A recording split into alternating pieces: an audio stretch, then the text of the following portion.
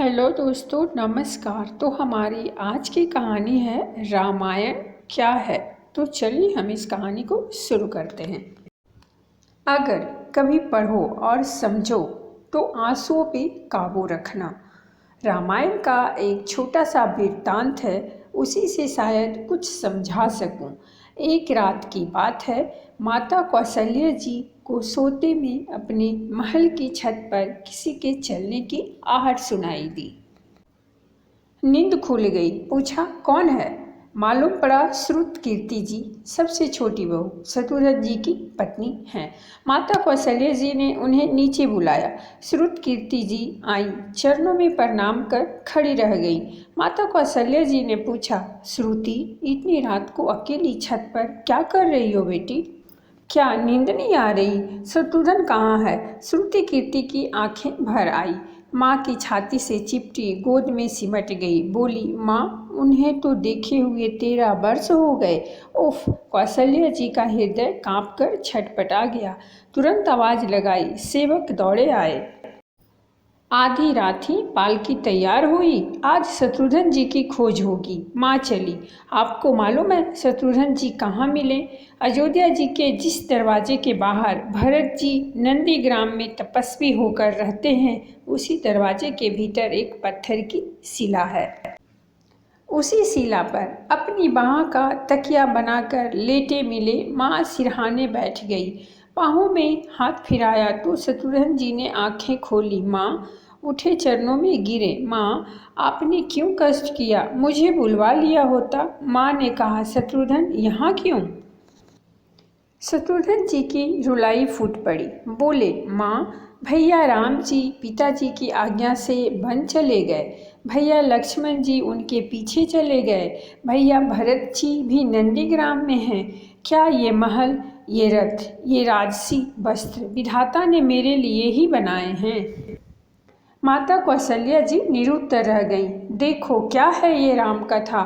यह भोग की नहीं, त्याग की कथा है। यहाँ त्याग की ही प्रतियोगिता चल रही है और सभी प्रथम हैं, कोई पीछे नहीं रहा।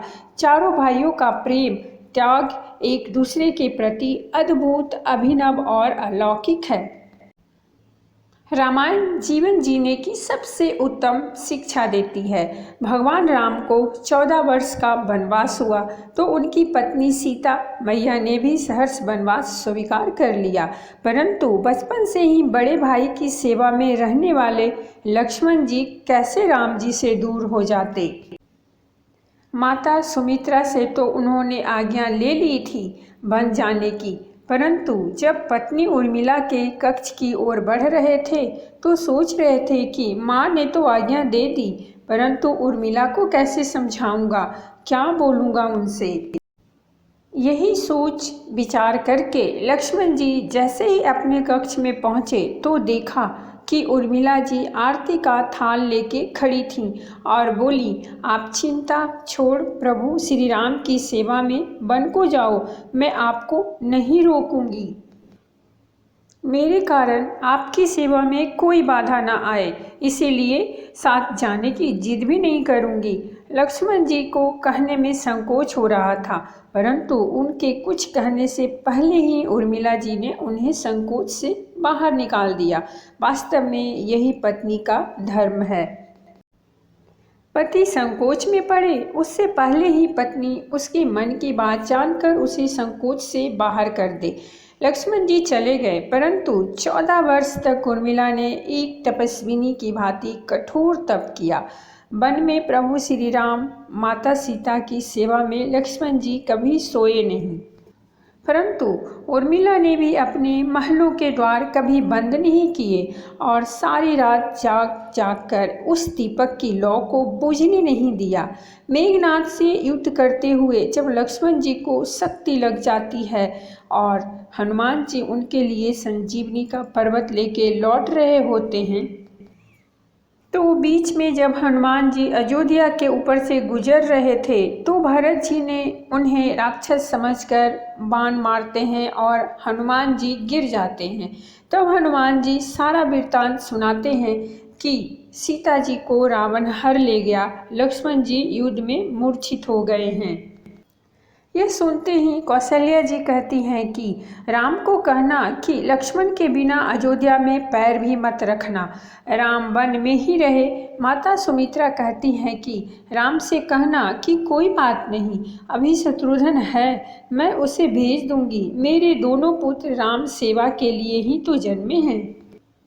माताओं का प्रेम देखकर हनुमान जी की आंखों से आंसुधारा बह रही थी, परंतु जब उन्होंने उर्मिला जी को देखा तो सोचने लगे कि यह क्यों एकदम शांत और प्रसन्न खड़ी हैं।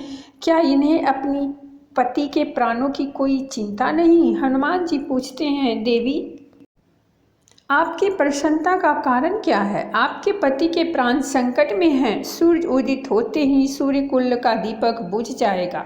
उर्मिला जी का उत्तर सुनकर तीनों लोगों का कोई भी प्राणी उनकी वंदना किए बिना नहीं रह पाएगा।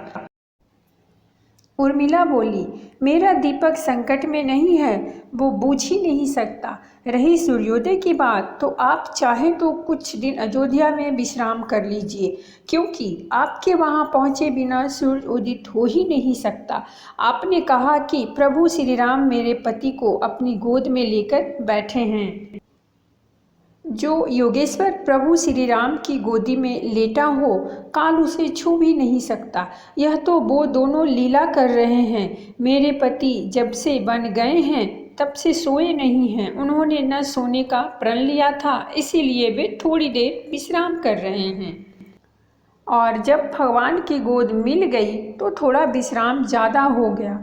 वे उठ जाएंगे और शक्ति मेरे पति को लगी ही नहीं, शक्ति तो प्रभु श्री राम जी को लगी है। मेरे पति की हर श्वास में राम है, हर धड़कन में राम, और उनके रोम रोम में राम है। उनके खून की बूंद बूंद में राम है, और जब उनके भी शरीर और आत्मा में ही सिर्फ राम है तो शक्ति राम जी को ही लगी, दर्द राम जी को ही हो रहा है।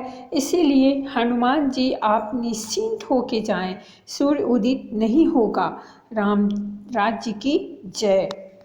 तो दोस्तों, ये थी हमारी आज की कहानी। अगर कहानी अच्छी लगी हो तो प्लीज़ हमारे चैनल को सब्सक्राइब कीजिए, वीडियो को लाइक और शेयर जरूर कीजिए। कहानी सुनने के लिए बहुत बहुत धन्यवाद। मिलते हैं हम एक नई कहानी।